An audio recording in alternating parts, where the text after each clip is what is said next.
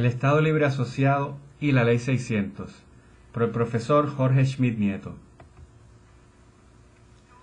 Aquí vemos los arquitectos del ELA, el gobernador Luis Muñoz Marín y el comisionado residente Antonio Fernós y Cern. Hablemos brevemente de los antecedentes del Estado Libre Asociado. Año 1945. La Cámara de Representantes de Puerto Rico, con su presidente Francisco Susoni, y el Senado de Puerto Rico, con su presidente Luis Muñoz Marín, solicitaron al Congreso de Estados Unidos un plebiscito entre independencia, estadidad y autonomía. El senador Miller Tidings y el comisionado residente Jesús T. Piñero presentaron el proyecto, tanto en el Senado como en la Cámara. No se consideró en ninguno de los dos cuerpos.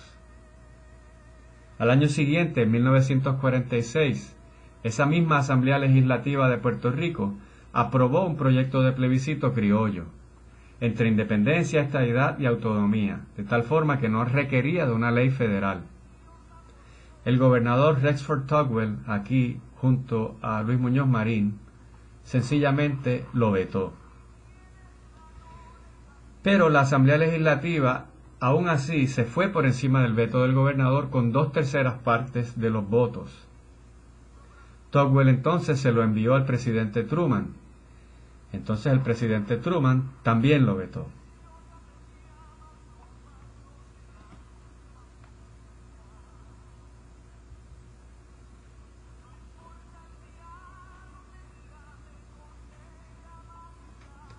En el 1946 es cuando Luis Muñoz Marín se hace autonomista. Convencido de que Estados Unidos rechaza la independencia, rechaza la estadidad, y movido por su pragmatismo político, el mismo que movía el comportamiento de su padre, Luis Muñoz Rivera, entonces va a apoyar el autogobierno, que es una petición mucho más modesta que un cambio de estatus. Por supuesto, un autogobierno a cargo suyo. De tal manera que puede enfatizar en el desarrollo socioeconómico, la industrialización, la educación primaria, la educación universitaria y otros aspectos de su gobernación. Muñoz tuvo la capacidad de recibir el apoyo mayoritario masivo del pueblo a la misma vez que tenía el favor de las élites políticas en Washington. Eso explica la estabilidad de su gobierno.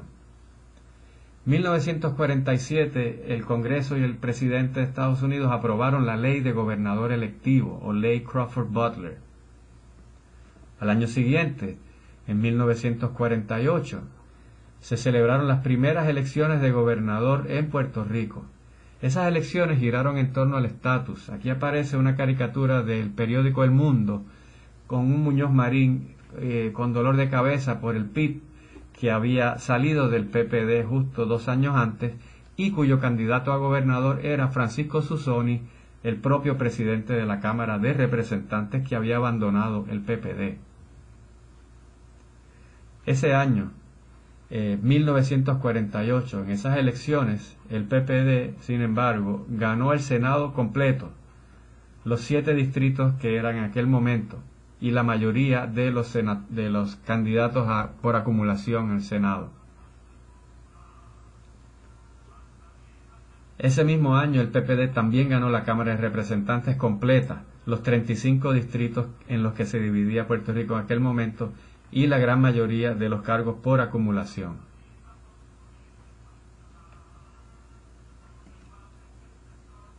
Hablemos sobre la Ley 600 de 1950. Esta ley fue un proyecto del Partido Popular Democrático en Puerto Rico y un proyecto del Partido Demócrata en Estados Unidos que controlaba la Cámara de Representantes, el Senado y la Presidencia desde 1932. Aquí vemos en Puerto Rico al senador Luis Muñoz Marín, al presidente Harry Truman y al gobernador Jesús T. Piñero. Este proyecto de la Ley 600 fue controvertido. Los independentistas y estadistas no lo querían porque preferían un plebiscito entre estadidad e independencia. En el año de 1950, el Congreso de Estados Unidos aprobó la Ley 600. por supuesto, con el impulso de Antonio Fernández Guisern y del propio presidente Truman. Pero en Puerto Rico hubo una reacción muy adversa, que fue la del Partido Nacionalista, que le quiso avisar al mundo entero su rechazo a este proceso, con una revolución del 30 de octubre, que es la Revolución Nacionalista de 1950. Eso incluyó 140 cadetes de la República, es decir, rebeldes, soldados.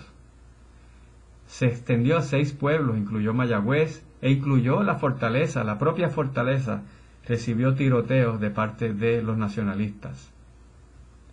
Hubo 20 muertos, la Fuerza Aérea de la Guardia Nacional de Puerto Rico bombardeó el pueblo de Utuado, en fin, fue una verdadera noche caótica, un verdadero día caótico revolucionario, aunque la mayoría de los libros de historia lo ignoran.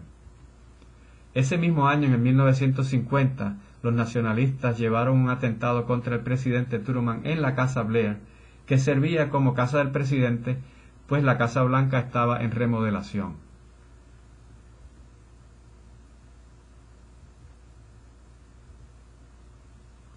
En el 1954, los nacionalistas continuaron con su participación, con su actividad política en un ataque al Congreso en la que Lolita Lebrón y Rafael Cancel Miranda dispararon en plena sesión del Congreso. Poco tiempo después, el gobernador Muñoz Marín y el comisionado residente iban a la Cámara de Representantes a pedirle perdón al presidente de la Cámara.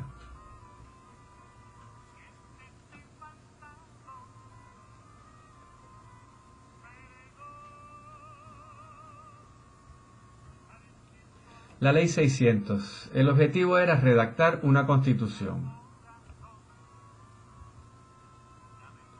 En el proceso hubo 3 referéndums. Primero, Ley 600, sí o no.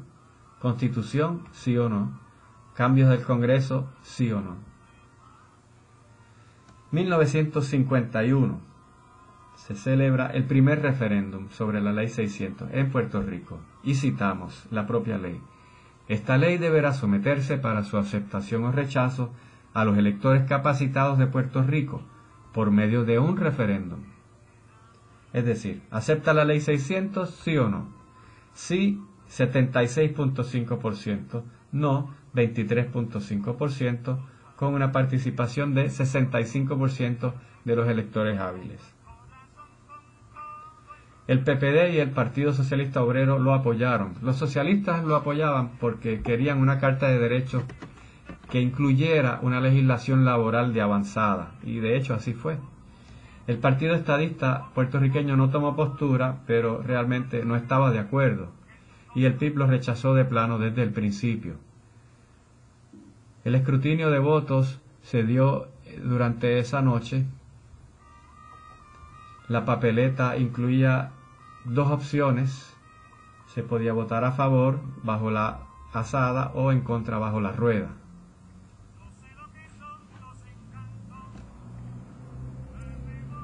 La Convención Constituyente decía nuevamente la Ley 600. Al aprobarse esta ley, muy optimista, ¿no? Al aprobarse esta ley por los electores, entonces la Asamblea Legislativa de Puerto Rico está autorizada para convocar una convención constitucional.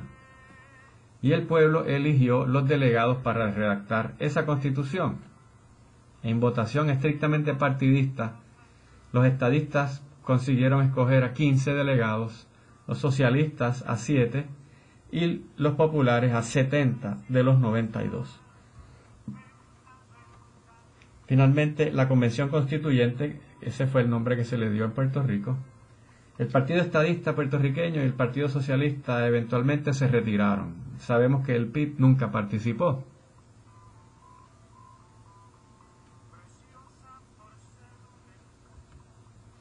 Ahí está el presidente y fundador del Partido Independentista, don Gilberto Concepción de Gracia. La Convención Constituyente, el voto final fue 88 a favor, 3 en contra y un ausente, que fue Miguel Ángel García Méndez, que era el presidente del Partido Estadista, que a propósito no quiso estar el día de la votación. Ahí está con Jaime Benítez. Miguel Ángel García Méndez es el de la derecha.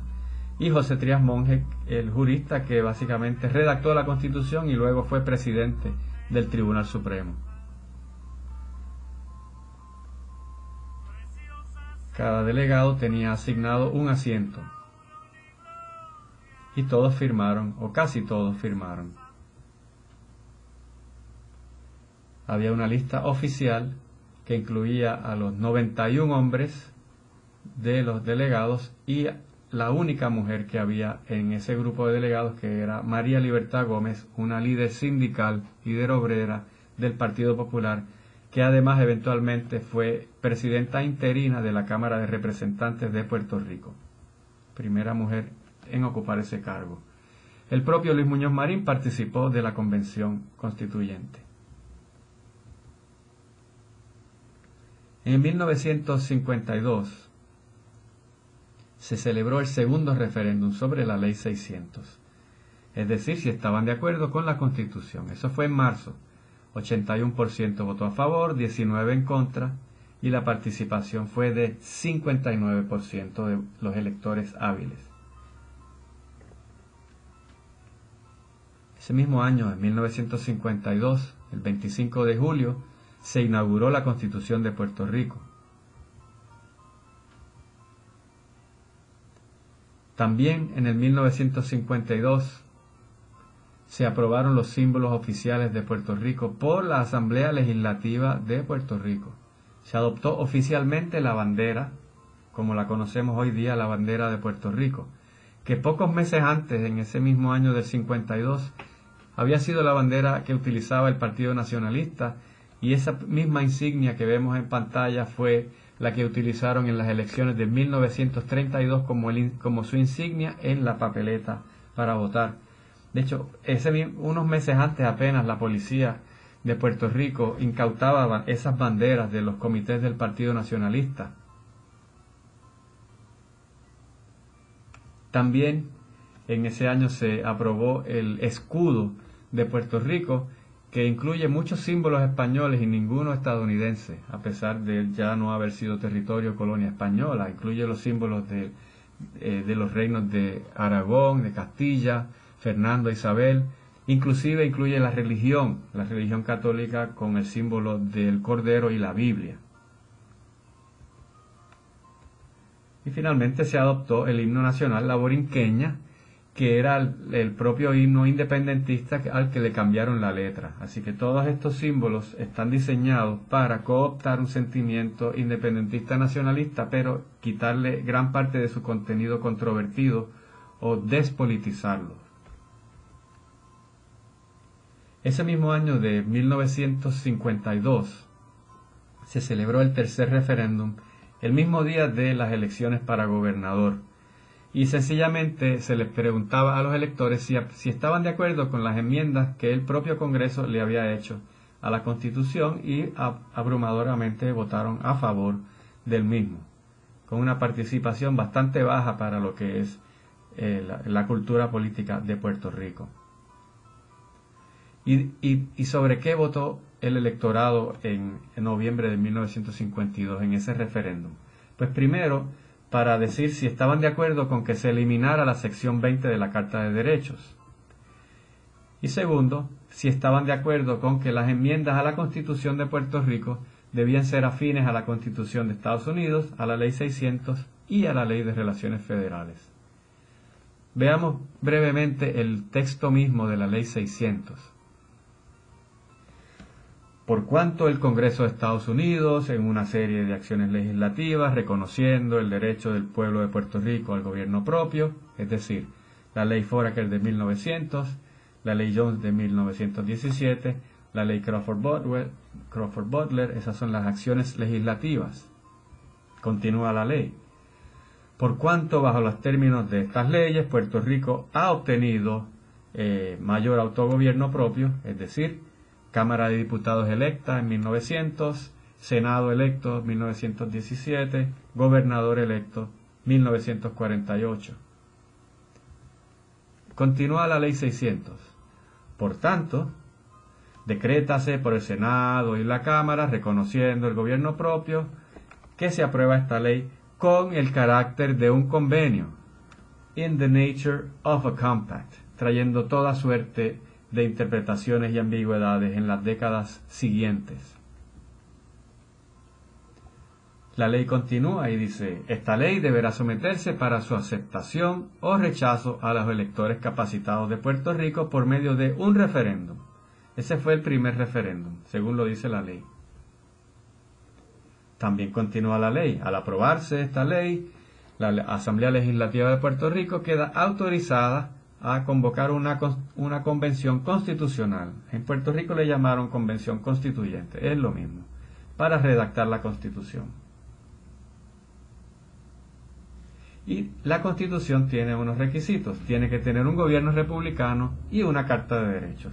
Gobierno republicano quiere decir que hay separación de poderes entre poderes legislativo, ejecutivo y judicial, y que no va a haber monarquía, no va a haber reyes. Esa es exactamente las mismas condiciones que se le impone a los estados en Estados Unidos en la Constitución, cuando les dice que the United States shall guarantee to every state in this union a republican form of government. Es una forma sutil de decirle que esa es la única manera de gobernar dentro de los estados.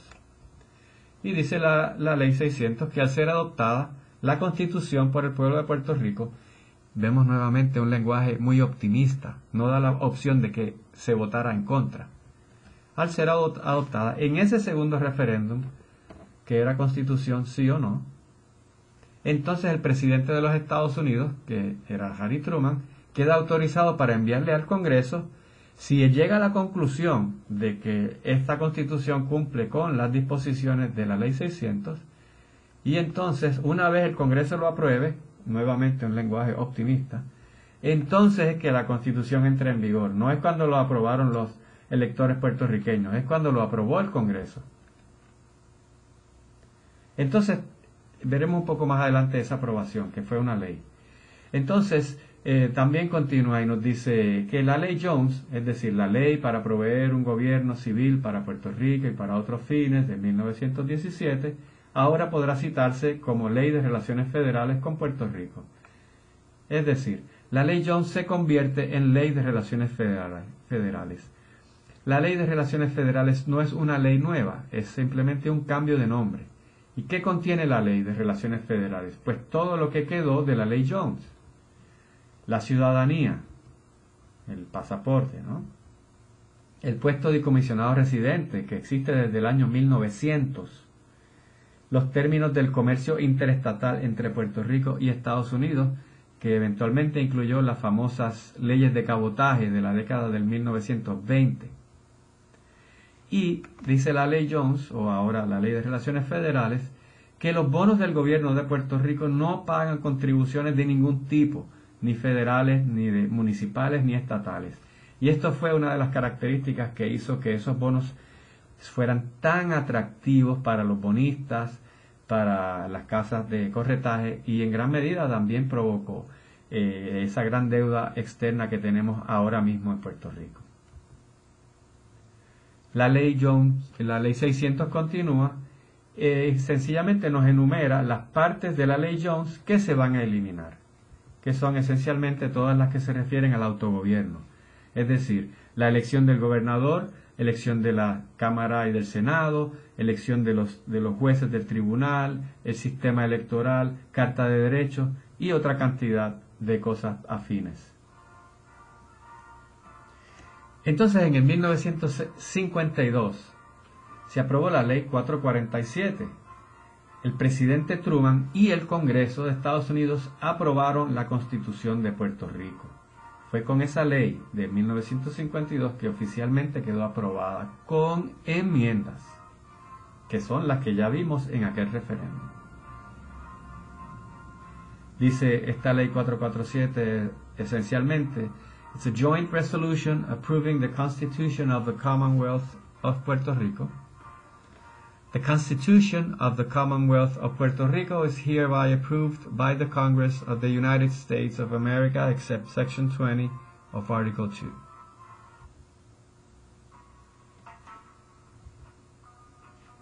Bueno, ahora veamos el contexto internacional, el contexto caribeño, de qué estaba sucediendo con este tema del autogobierno, de la colonia, que ya hemos visto. Primero, las islas francesas, las colonias francesas caribeñas de Martinica, Guadalupe y Guyana, se integraron al sistema político francés.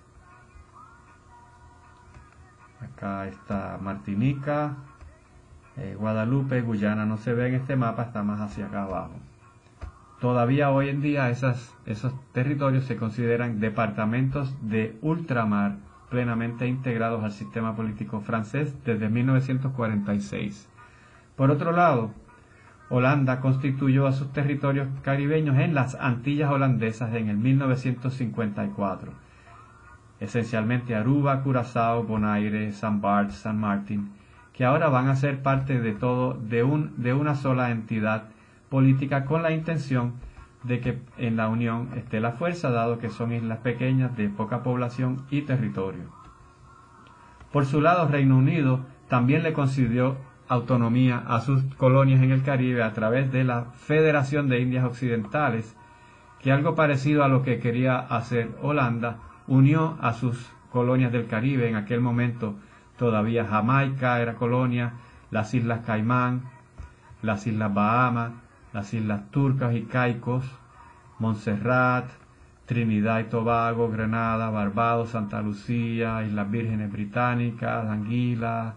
Hay una cantidad enorme de islas en el Caribe que formaron parte de la Federación de Indias Occidentales, la mayoría de las cuales son ya repúblicas independientes hoy día. Por su lado, Estados Unidos aprobó en el 1954 la Ley Orgánica de las Islas Vírgenes, se encuentran al sureste de Puerto Rico, al sureste de Puerto Rico, y que esencialmente estableció con una ley federal cómo se escogería el gobernador y la legislatura y la judicatura de las Islas Vírgenes.